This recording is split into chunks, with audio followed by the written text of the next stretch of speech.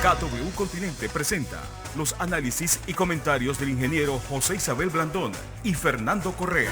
Muy buenos días, Panamá. Hoy es viernes 13 de noviembre, un día en el que debemos empezar felicitando a toda la clase periodística panameña. Yo hace un momento puse un tuit donde recordaba que, al igual que médicos, policías, personal de salud, los que hemos estado al frente de los medios durante toda esta pandemia, evitando la pandemia de la desinformación, de la ignorancia y de los fake news. Así que a toda la clase periodística panameña hoy que recordamos la vida de una vida corta pero intensa de Gaspar Octavio Hernández, mis felicitaciones. Un día en el que la advertencia fue clara. Hay 3 puntos que pueden volver al encierro. Las provincias centrales son uno de ellos, Herrera y Los Santos. Así que a los paisanos orejanitos, como les llamaba el presidente Porras, andar con cuidadito, con cuidado, evitar las aglomeraciones. Las medidas de seguridad son básicas. No debemos bajar la guardia. Ahora que pensábamos que habíamos controlado el virus toma control de nosotros. No hemos salido, no estamos ni siquiera en el principio del fin. Así que ni menos estamos en el fin del principio. Nosotros hasta abril o mayo vamos a estar pendientes de esa vacuna, que por cierto, la vacuna ayer hubo una especie de frenazo. ¿Por qué? La vacuna Pfizer para transportarse necesita 70 grados bajo cero, cosa que es casi imposible que haya medios de transporte marítimo, que es donde se va a distribuir masivamente esta vacuna que marque esos termómetros. Así que sobre esa vacuna, vamos a tener una entrevista larga la otra semana. ¿Cuáles son sus ventajas?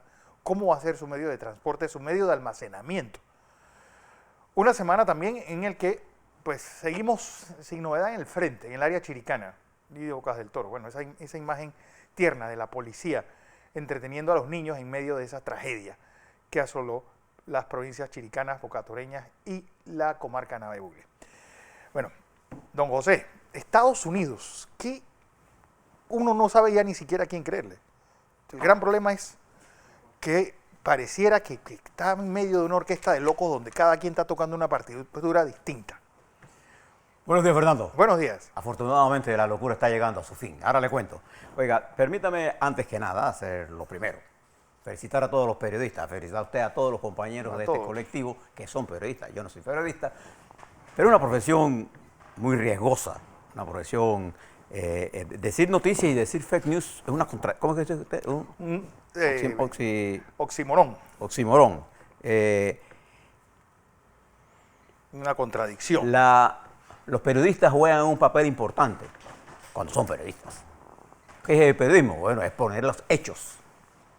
Poner los hechos. Cuando usted es analista, cuando usted emite una opinión, cuando un periódico pone un editorial, es la posición del periódico. Pero cuando un periodista hace una redacción, tiene que estar basado en los hechos y tener el contradictorio de ese hecho. Ese es el periodismo en busca permanente de la verdad. Hoy nos enfrentamos a un complejo problema. Mi saludo a los amigos periodistas de Panamá, representados en ese gran panameño, Gaspar Octavio Hernández, que murió en la sala de redacción. En la sala de redacción. Con 21 años. Fíjese que he escuchado muchas. Quiero salir rápidamente de COVID internacional para hablarle un poco de lo que está pasando en nuestra América y en los Estados Unidos. Mire las cifras que le voy a dar. En los Estados Unidos, de noviembre 1 a noviembre 12, mire los casos positivos por día. En noviembre 1, 76.771, el 2, 86.589, el 3 de noviembre, 91.910, el 4 de noviembre, eso fue el día de las elecciones, el 4 de noviembre, 104.296, el 5 de noviembre, 121.289 casos por día, el noviembre 6, 126.731, en noviembre 7, 125.100 por día, en noviembre 8, 109.177, son casos positivos en los Estados Unidos por día. En noviembre 9, 133.819. En noviembre 10, 131.990.000. En noviembre 11, 148.302 reportados por la Johns Hopkins. Y anoche, dieron en las cifras de ayer 153.456.000 casos con cerca de 1.000 muertos. 165.024. Esta es la misma fuente de la Johns Hopkins ahora mismo. Bien, esta la tomé ayer anoche, esta noche muy temprano en la noche. 165.024. Por día. ¿Se acuerda cuando Fauci decía que íbamos a llegar a estas cifras en los Estados Unidos? Decía él, íbamos a llegar, decía él, recuerde que él es norteamericano, nosotros no. Lo que está indicando, cuando usted le hace a este periodo de 12 días, que son suficientes muestras, y la comparas con ese igual periodo de mayo, cuando fue su máximo nivel, esta es una proyección exponencial. Cuando esto comenzó, Estados Unidos estaba en 40.000. Esto, en medio del proceso electoral, cuando el presidente de los Estados Unidos decía que ya el problema estaba terminándose aquí a la vuelta de la esquina, estaba la solución. En medio de esta crisis, desaparece el poder estructural de los Estados Unidos, que es el poder ejecutivo. No se oye nada, no se reúne el comité, no hay informe a la nación de los Estados Unidos en este desastre. Bueno, 10.873.885 casos totales, 248.585 fallecidos. Con 52.700.000 casos. ¿Cuánto tiene usted en el...? La cifra mundial es 53.264.153 y 1.309.728 fallecidos. Esta pandemia se está reproduciendo a una velocidad gigantesca. Ese es el peligro de ella, la capacidad de reproducción que está teniendo. Y hay, por ejemplo, el segundo país del mundo con más muertes después de los Estados Unidos es Brasil, cuyo presidente tuvo la desafortunada expresión de considerar maricas a sus propios coterráneos, lo que ha generado un nivel de rechazo a nivel global. Nuestro continente, Estados Unidos, México, Centroamérica, Panamá, Suramérica, está en medio de una explosión de este virus. 5.785.101 es el número total de casos en Brasil, 164.392 fallecidos, ayer 81.485 casos. Y Francia está llegando a los 2 millones, es que ya no llegó. Yo creo que casos sí. positivos. Francia, Italia, Alemania. La República Francesa está en 1.898.710. 1.009.000. Sí. Bien, esta realidad nos debe a nosotros llegar a hacernos las preguntas. ¿Y nosotros dónde estamos en medio de todo esto? Ahora más tarde les doy las cifras de nosotros. Solo del adelanto, mi profunda preocupación hoy viernes de la reapertura de los gimnasios. Y le explico por qué. Aquellos que hacemos ejercicios en gimnasios, o hemos hecho, desde que comenzó la pandemia, usted tiene que tener una idea de cómo es que funciona este sistema. Ahí no hay forma de hacer distanciamiento social. El sudor, todo está dado. Es más, aquellos países donde abrieron tuvieron que cerrarlos. Entonces le llamo la atención al gobierno, porque ahora cuando usted vea las cifras y esperamos lo de fin de semana, aperturar los gimnasios. Cuando en un país como el nuestro, que no hay frío, usted puede hacer ejercicio al aire libre. Al aire libre. O sea, yo creo que si no tuviéramos opciones, se puede caminar, se puede trotar a distancia, se puede ir a hacer senderismo, se pueden hacer muchas cosas.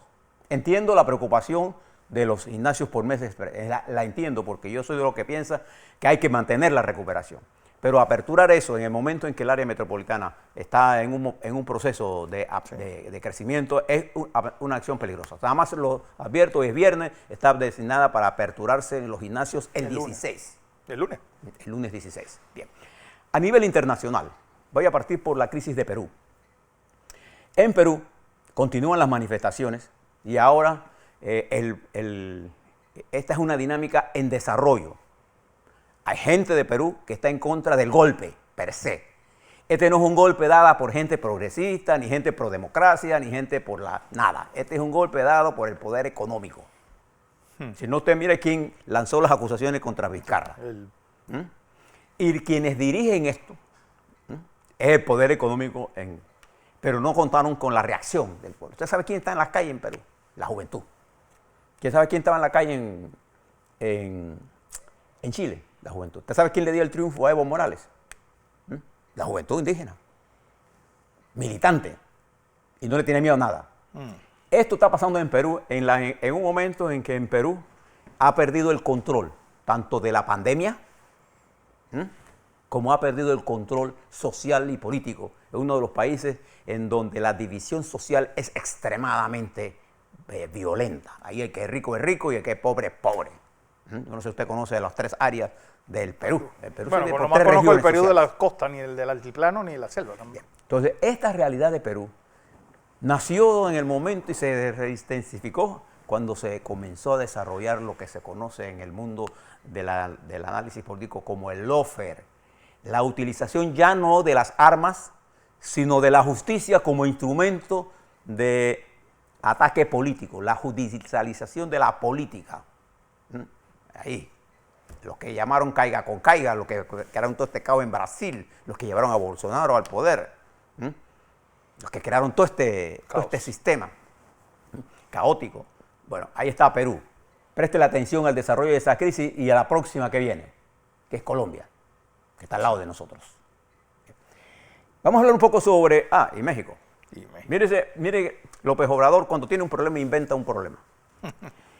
Ayer el fiscal mexicano, la fiscalía, presenta una acusación contra Peña Nieto, acusando nada más y nada menos de dirigir una empresa criminal.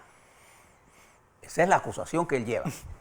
El presidente es como si usted dijera que él era el presidente del el cartel de Sinaloa, para hacer cualquier cosa. Una organización criminal. Sí. Pero eso tiene una intención, desviar la atención de él al manejo torpe que ha hecho de lo que está pasando en los Estados Unidos.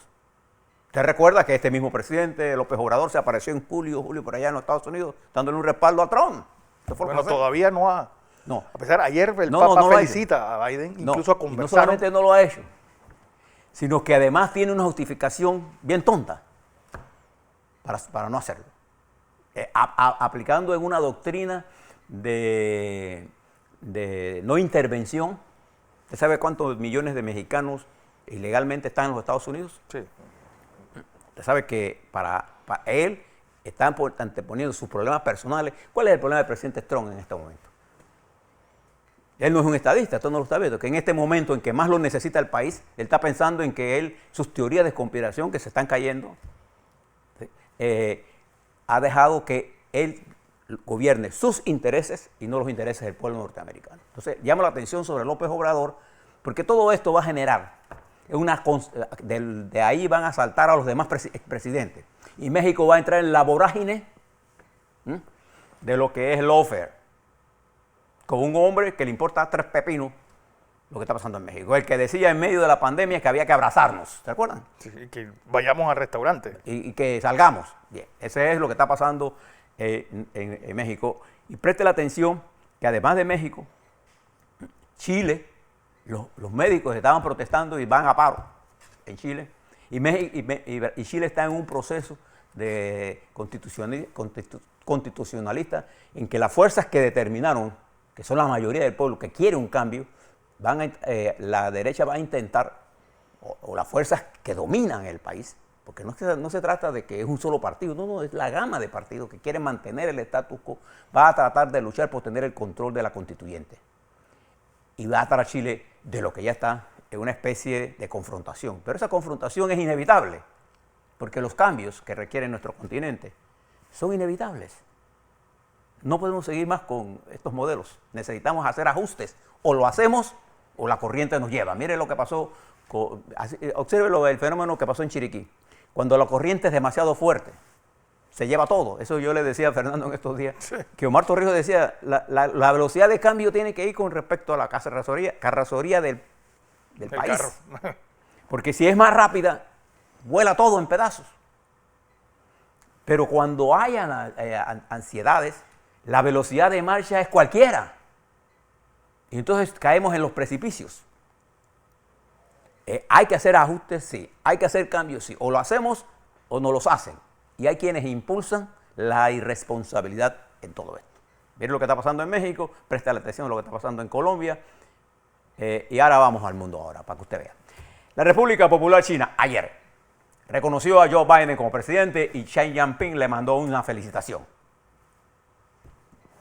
Pero ayer mismo también, las cadenas de televisión norteamericanas porque solamente Fox News había reconocido que Arizona, y lo hizo como por ahí por el 5 de noviembre, Fox News reconoció que Arizona, 5 o 6, no estoy seguro al día, pero por ahí muy temprano, ahí comenzó la pelea de Trump con esta cadena de televisión, que él ha usado tanto, que él usó tanto.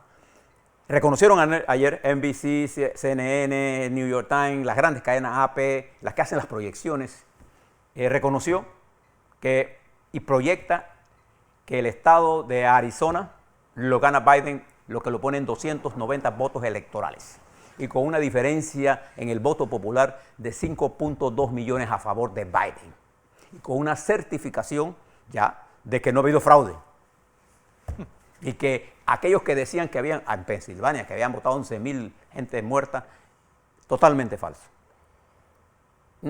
Y con Pensilvania, con más de 54.000 votos a favor de Biden, ahora 200, 300, si acaso, que usted encontrará por ahí. Y Georgia termina su conteo el día máximo 20 de noviembre, tienen que anunciar la próxima semana. El resultado de Georgia, yo le puedo decir que con 12.000, 14.000 votos de ventaja que tiene el presidente Trump, el presidente electo Biden en esa área, usted puede asegurar que Georgia forma parte de una victoria de Biden, lo que le llevaría a 306 votos electorales contra 200, súmele Carolina al señor presidente de los Estados Unidos actual y quedará 200. Porque ahora tan... 34. Es decir, ayer estaba escuchando la entrevista que se le hizo a Giuliani y uno de los argumentos que más me llamó la atención fue que no se proporcionan la cantidad de senadores versus la cantidad de votos presidenciales, como si la gente votara plancha, como se dice aquí. Lo que pasa es que las regiones en Estados Unidos es un poco complicado el panorama, pero sin embargo, fíjese, en el demócrata, esto que usted dice, para reforzar lo que usted dice, los demócratas ganaron la mayoría ya. Sí.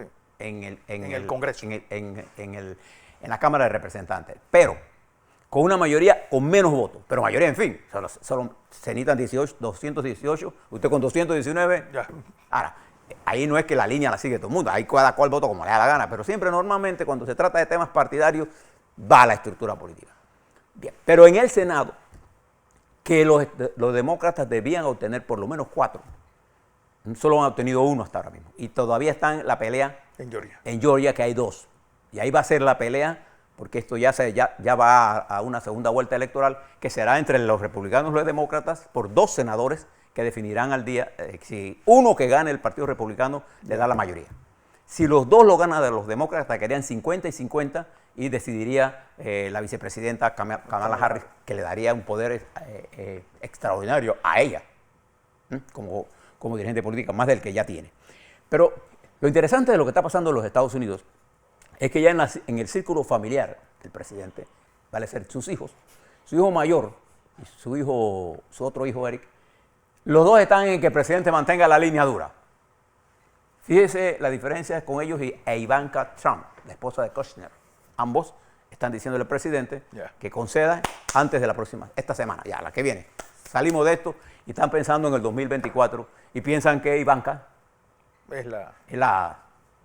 Cuando usted está en el poder, ¿usted cree que los demás piensan igual que usted? No. Trump hizo un excelente trabajo, una gran campaña, pero no ganó. Y no hay forma de que gane. Yo no veo forma realmente de que en los Estados Unidos haya nada de reversa. Nada. Nada más le voy a dar este ejemplo. La cadena Fox News, que es una cadena que ha logrado una gran audiencia en los Estados Unidos, por su nivel de libertad y de decir cosas... Murdoch, que es su propietario. Ayer el presidente arrancó lo que él sabe hacer, la guerra contra Fox News, y anunció que venía una competidora para Fox News. Y eso hizo que las acciones de Fox News cayeran ayer. Pero Murdoch tiene suficiente carrea y plata para resistir ese ataque. Lo que evidencia es que quienes fueron los aliados de él ayer, hoy toman distancia de él. Y los propios republicanos, fíjese la contradicción que sería, si la tesis del presidente Trump es cierta que hubo fraude, entonces hubo fraude en las elecciones de los senadores y de los representantes, que el Partido Republicano lo hizo excelentemente bien, a pesar de todo lo que Trump había hecho. El Partido Republicano tiene más representantes, ¿no sé?, y podía quedarse con la mayoría En el Senado. en el Senado. Además de más votos, 10 millones de votos más que en el 2000. Claro, porque la elección se polarizó. Esta no es una elección que usted la puede ver comparada con otras elecciones. En los Estados Unidos no existe ese calle arriba y calle abajo, no existía pues. No existía. Con Trump, Estados Unidos quedó en calle arriba y calle abajo. ¿Usted ha visto alguna vez en los Estados Unidos parte de lo que pasó en el 2000, que se decidió en la Corte y que una vez que la Corte definió, Al Gore salió a decir, respeto la decisión de la Corte Suprema de Justicia, aunque no la comparta? Bueno, el presidente Trump, al no aceptar que perdió, por lo que ha perdido, con esta diferencia de voto electoral y con esta diferencia de voto, y al comprobarse que en algunas circunscripciones que el presidente Trump demanda como fraude, que son republicanos los que administran ese conteo, dice que no ha habido fraude, esto ha llevado a los Estados Unidos a un desgaste político de imagen. Sí. Ahora usted se preguntará, ¿cómo un secretario de Estado de los Estados Unidos nos podrá decir a nosotros que hablemos de transparencia en su electoral si el propio presidente dice que hubo fraude en sus elecciones? Él no se da cuenta del daño estructural que le está haciendo a la credibilidad de los Estados Unidos como un líder de la democracia global. Él no se da cuenta de eso. Pero además de eso, los líderes internacionales están reconociendo ya a China, ¿no? Ayer le estaba hablando de lo que estaba pasando en la Asociación de Asia-Pacífica, en donde la gente ve que la política exterior de los Estados Unidos con Biden no es que va a variar la teoría de dominación internacional, no, lo que va a variar es la capacidad de llegar a acuerdos multilaterales y pasar de depender del criterio personal de un hombre a pasar al criterio de un conjunto de naciones. Por eso el distanciamiento de Trump de Europa fue tan peligroso, porque en Europa, Inglaterra, perteneciendo a Europa, era el eje que manejaba el centrismo de las políticas exteriores de Europa. Inglaterra jugó ese papel. Cuando viene el Brexit y viene Trump, mire lo que se ha pasado. Europa se ha alejado de los Estados Unidos y no hay fuerza de equilibrio. No. La alianza norteamericana, Estados Unidos, Europa, con aliados de nuestro mundo, le da un poder extraordinario al mundo occidental. Y eso lo ha roto el presidente. Entonces Trump rompió eso, Biden lo tiene que reconstruir. Y ya una de las llamadas que ha hecho el presidente Biden electo es, vamos al cambio climático, le ha mandado un mensaje a Irán que si cumple, reestructurarán el tratado que costó tanto tiempo. Yo me acuerdo que nuestro amigo John Kerry, y digo que es amigo porque es amigo mío, no es porque es mentira, era secretario de Estado de los Estados Unidos, él negoció con mucho trabajo ese acuerdo. Y Trump lo eliminó de un plumazo, porque él no lo había hecho. Entonces el mundo ahora comienza a sentir cierto nivel de estabilidad, pero que no se logra resolver rápidamente por dos razones.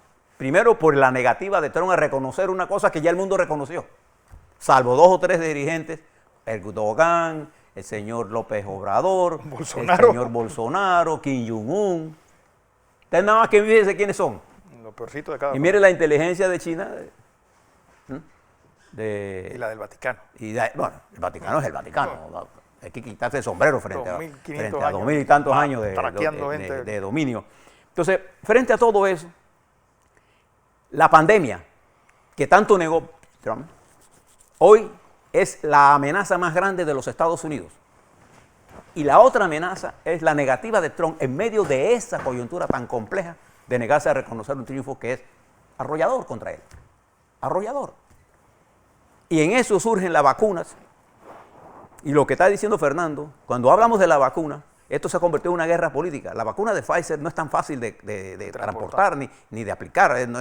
Sí, ahí avanza. Están tratando de que sea líquida. Es decir, o sea, los que vivimos la infancia en los 60s y 70s, recordarán que la vacuna del polio nos las daban en como un sirope. Sí. Bueno, están tratando de que sea ¿por qué? El método. Porque el problema no es la vacuna nada más. Claro que es un problema tenerla. El problema es cómo transportarla en forma eficiente, rápida y barata. Sí.